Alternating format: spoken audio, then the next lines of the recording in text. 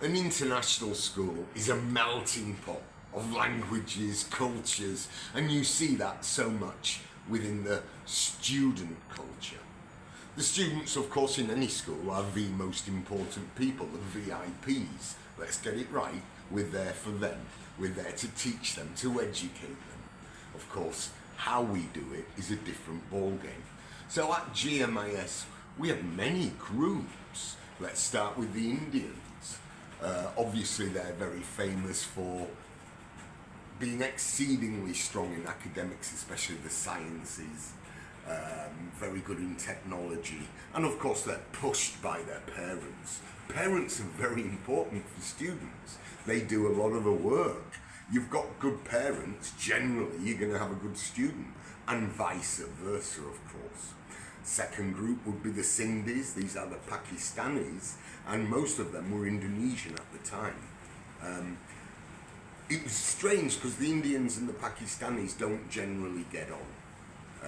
But these were Indonesian Pakistanis, they're not Muslim, and the one big difference was, of course, the Indians love their cricket, whereas the Sindhis love their football. We'll talk about sport at a later date. The next biggest group would definitely be the Koreans, of which I'd say maybe 10% of our students were Korean, of which by the 1990s mid, we started getting an influx of North Koreans. In fact, at one stage I went to a North Korean's house and ate dinner. Guess what?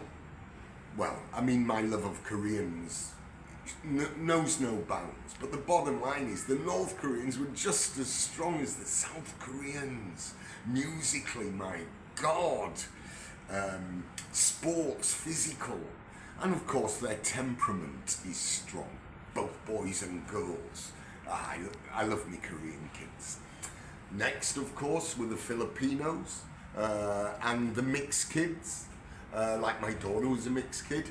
And then, of course, we've got the embassies. We have a lot of embassies, and we had Afghani, we had Turkey, we had Nigeria, a lot of the, I don't know, but not third world countries, but more developing countries. We didn't have the Americans, we didn't have the French. In fact, there were very few European kids, except for the mixed kids.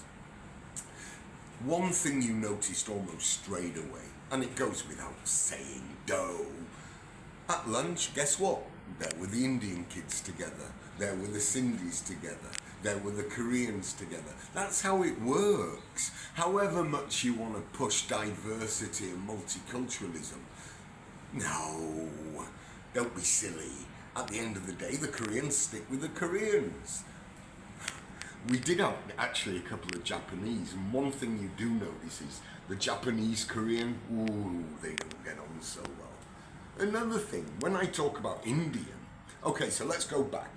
If I talk about European, I've got a picture in my mind which will be similar to you. But we talk about an Indian, my God, different religions, different look. Some are very black as soot, some are almost white as snow. Oh, the differences between North and South, even the cuisine. So Asia is a different ballgame. Indonesia is another example, and of course we had lots of Indonesian kids, but these were generally Chinese Indonesians, not pribumi. But Indonesia is another great point. If I say Indonesian, well, am I talking about someone from Papua?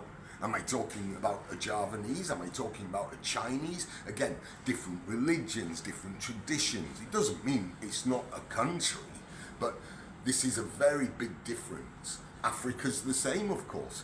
Oh, he's African. Well, am I looking at an Egyptian? Am I looking at sub-Saharan? So European is pretty much the only continent. We won't look at North and South American. We didn't have too many South Americans. But between the major three continents, it's only actually Europeans who have a homogeneous look. Within countries, there are huge differences in Africa and Asia.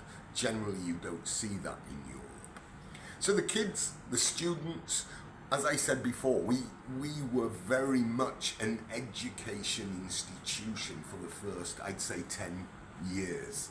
But as I'll discuss in my next video about curriculum, once the IB, International Baccalaureate, got its claws into the school, well, unfortunately that's when everything started to go down. We'll discuss that in the next video. Thanks for listening.